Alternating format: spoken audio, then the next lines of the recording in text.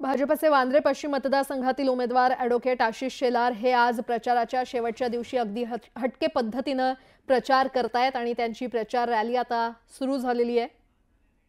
मराठी चित्रपट सृष्टीतील 23 कलाकारांबरोबर त्यांनी रॅलीमध्ये सहभाग नोंदवलाय आणि आता थेट जाणार आहोत। आमच्या प्रतिनिधी प्रणाली कापसे आपल्यासोबत जोडल्या गेलेले आहेत। प्रणाली, विधानसभेसाठी प्रचाराचा आजचा हा शेवटचा दिवस आणि आशिष शेलार यांच्याकडून खरं तर हटके प्रचार आज करण्यात येतोय। नक्की आपण पाहतो आहोत, मी सध्या सांताक्रूज परिसरात आहे आणि सगळे मराठी कलाकार आज जास्तीत जास्त आणण्याचा प्रयत्न हा आशिष शेलारांच्या वतीने करण्यात आलेला आहे। आज प्रचाराचा शेवटचा दिवस आहे आणि सगळे मराठी कलाकारांना आणण्याचा प्रयत्न अमृता आपल्याबरोबर त्यांच्याकडून जाणून घेऊया। अमृता, आज तुम्ही या प्रचारामध्ये सहभागी झालेले आहात, काय तुमच्या भावना आहेत आणि विशेषतः आशिषजींबद्दल तुमचं काय मत आहे?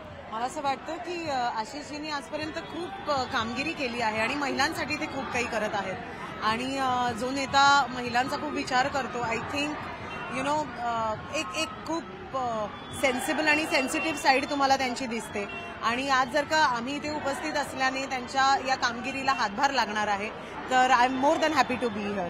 नक्कीच, पण एक हा संपूर्ण भाग जो आहे हा बहुभाषिक असा भाग आहे आणि तिथे एक मराठी उमेदवार उभा आहे, तेव्हा सगळ्या मराठी माणसांनी त्यांच्या पाठीशी उभं राहावं अशी अपेक्षा असेल। अगदीच, आणि म्हणूनच आम्ही सगळे आज इथे अगदी तादाद में म्हणतो ना तसे आम्ही आहोत आणि खूप छान वाटतंय। तुम्ही पाहताय की केवढी जनसंख्या आहे आणि त्यांच्यावर प्रेम आहे, त्यांच्या कामगिरीवरती विश्वास आहे, म्हणून लोक इकडे आहेत। धन्यवाद आमच्याशी संवाद साधल्याबद्दल। अभिजितजी पण आहेत, त्यांच्याकडून जाणून घेऊया। प्रचार आपण पाहतोय, रॅली भरगच्च भरलेली आहे, हा प्रतिसाद बघून काय वाटतं आपल्याला? नाही, मला आनंद आहे आणि मुद्दामच ॲडव्होकेट आशिष शेलार जे कलाकारांचे मित्र आहेत आमचे, कोरोना काळातही खूप कामं केली आहेत। आतापर्यंत त्यांची कामं गेली कित्येक वर्ष लोकांना माहिती आहेत। त्यांना पाठिंबा देण्यासाठी, शुभेच्छा देण्यासाठी आज कलाकार म्हणून आम्ही सगळे आलेलो आहोत आणि बाकी सगळे मतदार सुज्ञ आहेतच, त्यांना जे आहे ते समोरासमोर दिसतं आणि आपल्या माध्यमांमधून त्यांच्यापर्यंत ते पोहोचतं सुद्धा, त्यामुळे माझ्या खूप शुभेच्छा आहेत त्यांना। बरेच वेळेला मराठी अमराठी असे सुद्धा वाद आपल्याला प्रचारादरम्यान होताना दिसतात, एक मराठी अभिनेता म्हणून आपली काय प्रतिक्रिया आहे? मुंबईतला मराठी टक्का कमी होतोय, तो वाढावा यासाठी सुद्धा प्रयत्न केले गेले पाहिजे।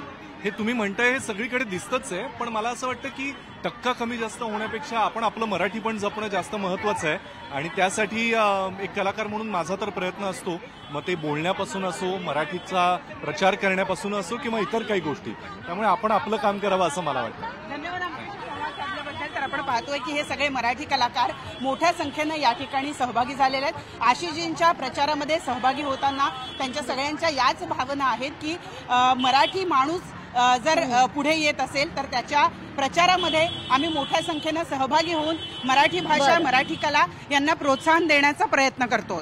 बरं, प्रणाली, धन्यवाद या संपूर्ण आढाव्यासाठी।